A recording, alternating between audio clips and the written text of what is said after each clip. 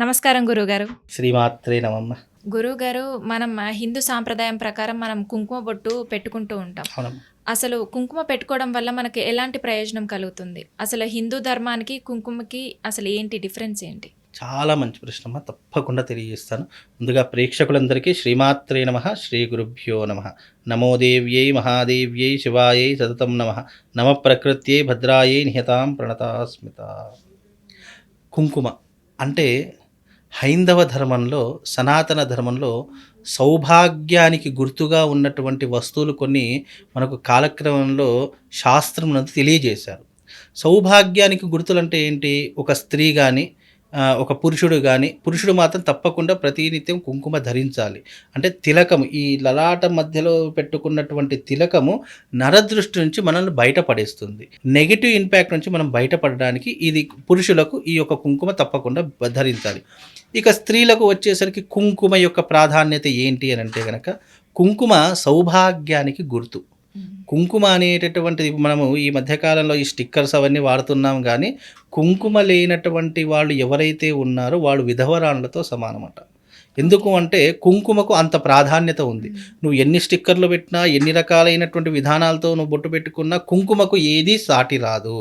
ఎందుకంటే సౌభాగ్యాలలో గౌరీదేవికి ప్రత్యేకమైనటువంటి ఇష్టమైనటువంటి వస్తువు ఏంటంటే కుంకుమ. కాబట్టి ఆ కుంకుమను ధరించడం ద్వారా ఏమవుతుంది అంటే గనక సౌభాగ్యంలో గుర్తుగా ఉన్నటువంటిది, మాంగళ్యానికి రక్షగా ఉన్నటువంటిది, భర్తకు ఆయుష్ని ప్రసాదించేటటువంటిది ఏదైనా ఉంది అని అంటే అది కుంకుమ అని అర్థం. అందుకే స్త్రీలు ఎప్పుడైనా కుంకుమ లేకుండా నుదురు ఉండకూడదు. అలా ఉంది అని అనుకోండి, ఏమవుతుంది అంటే గనక భర్త చనిపోతేనే కుంకుమ తీసేస్తారు. మీరు చాలా మట్టుకు గమనించండి. ఎప్పుడైనా మీరు వేదం నందు, శాస్త్రం నందు చూడండి, కుంకుమ ఎప్పుడు పెట్టుకోరంటే భర్త లేనటువంటి సందర్భాల్లో కుంకుమ పెట్టుకోరు.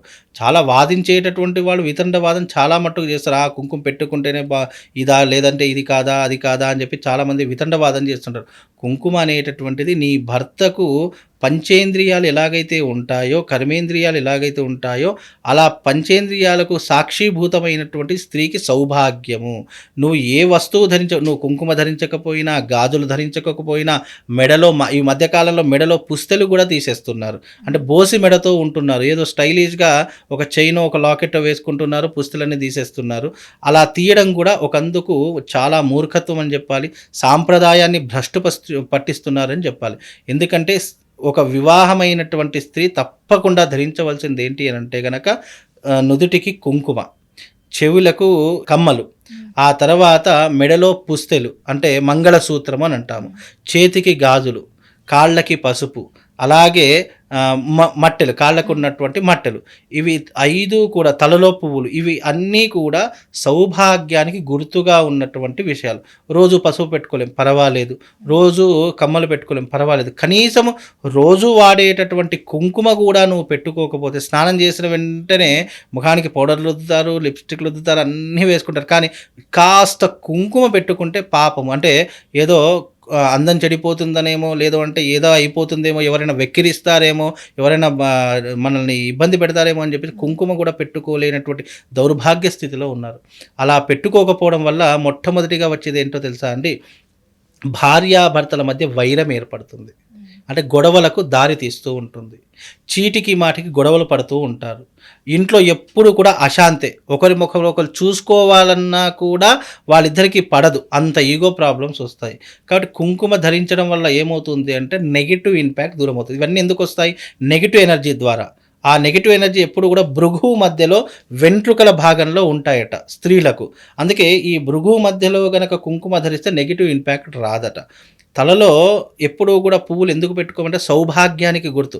అందుకే భర్త చనిపోతే మన పెద్దవాళ్ళకి ఏం చేస్తారంటే, ముఖ్యంగా మెడలో పుస్తల తాడు తీసేస్తారు, నుదుటిన కుంకుమ తీసేస్తారు, తలలో పువ్వులు తీసేస్తారు, కాళ్ళకు మెట్టెలు తీసేస్తారు, ఇక ఆ స్త్రీకి గాజులు పగలగొడతారు.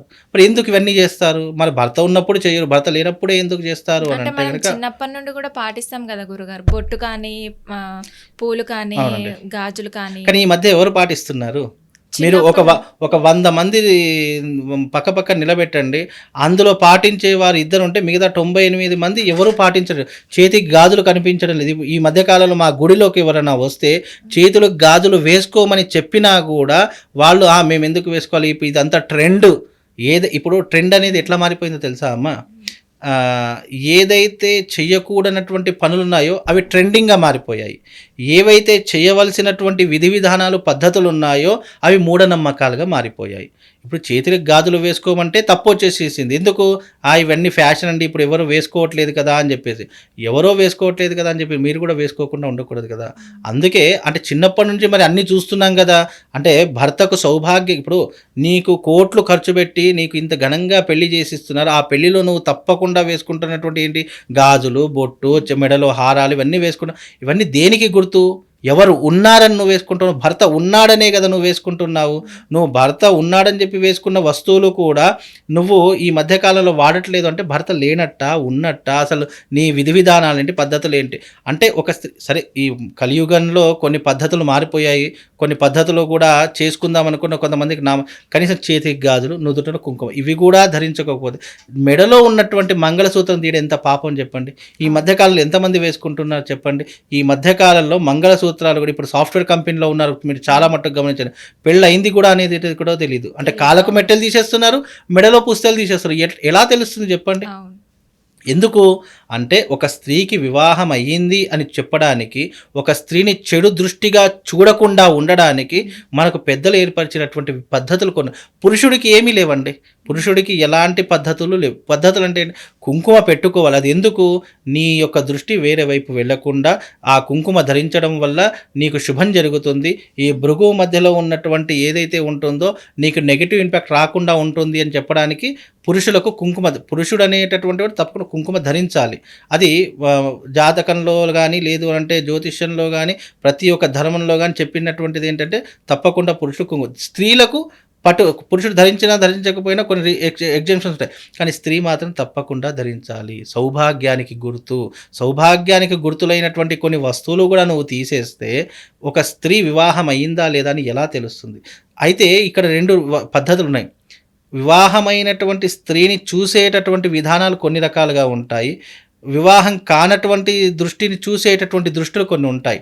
అందుకే దృష్టి దోషం అని ఎందుకన్నానంటే, వివాహమైనటువంటి స్త్రీ కుంకుమ ధరించడం వల్ల దృష్టి దోషం తగలదు, వాళ్ళ మీద చెడు అభిప్రాయం అనేటటువంటిది ఉండదు. అందుకనే ఇలాంటివి కొన్ని వస్తువులు ధరించడం ద్వారా మీతో మాట్లాడేవారు, మీతో సాన్నిహిత్యంగా ఉండేవారు మీకు చెడు అభిప్రాయంతో చూడరు అనడానికి నిదర్శనంగా కూడా కొన్ని వస్తువులు ధరించాలి. అలా ధరిస్తే వాళ్ళకి ఏంటంటే ఒక ప్రొటెక్షన్, ఒక రక్షణ, అన్ని రకాలుగా భర్త ఉన్నాడు అనేటటువంటి విధానాలతో కూడా వాళ్ళకు కొన్ని రక్షణలు అనేటటువంటి ఏర్పడతాయి. అందుకే కుంకుమ కేవలము ముఖ సౌందర్యం కోసమే కాదు, నీ భర్త యొక్క ఆయుష్ పెరగడానికి, నీ భర్త ఆరోగ్యంగా ఉండడానికి కుంకుమ అనేటటువంటి ధరించాలి. సనాతన మీరు వేరే మతంలో ఇక్కడ ఇప్పుడు క్రిస్టియన్ మతంలో కుంకుమ ధరించరు, ముస్లింలు కుంకుమ హైందవ ధర్మంలో ఎందుకు ఉంది అంటే మనకు అనేక దేవతలు ఉన్నారు. మనం చెట్టుని పూజిస్తాం, పుట్టని పూజిస్తాం, నీటిని పూజిస్తాము, పాములను పూజిస్తాము, పశుపక్షాదులను పూజిస్తాం. అంటే మనం ప్రకృతిలో ఉండే ప్రతి ఒక్క దాంట్లో దైవత్వాన్ని చూస్తాము. ఆ దైవత్వంతో ముడిపడి ఉన్నటువంటిది కుంకుమ. అందుకే పూజ చేసేటప్పుడు మొట్టమొదటిగా నీకు కుంకుమ పెట్టే పూజ చేస్తారు. కుంకుమ లేకుండా కానీ మన శరీరం మీద విభూతి లేకుండా కానీ మనం పూజ చేయడానికి అనర్హులము. కాబట్టి అందుకే కుంకుమ చాలా పవిత్రమైనటువంటిది. అది కేవలము నిన్ను రక్షించేటటువంటిదే కాదు, సనాతన సాంప్రదాయంలో కుంకుమ ధరించడం వల్ల భర్త యొక్క ఆయుష్ వృద్ధిలోకి వస్తుంది అని కుంకుమ ధరించమని చెప్తారమ్మా.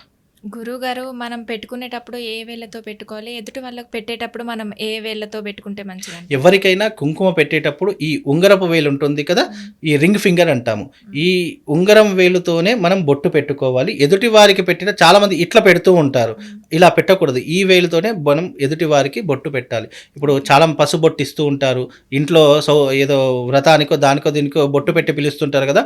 బొట్టు పెట్టేటటువంటి సమయంలో ఈ వేలుతో పెట్టకూడదు, ఈ వేలుతో పెట్టాలి. ఉంగరం వేలుతోనే మనం బొట్టు ఎదుటి వారికి పెట్టాలన్నా మనం పెట్టుకోవాలన్నా ఇదే వేలుతో పెట్టుకోవాలమ్మా.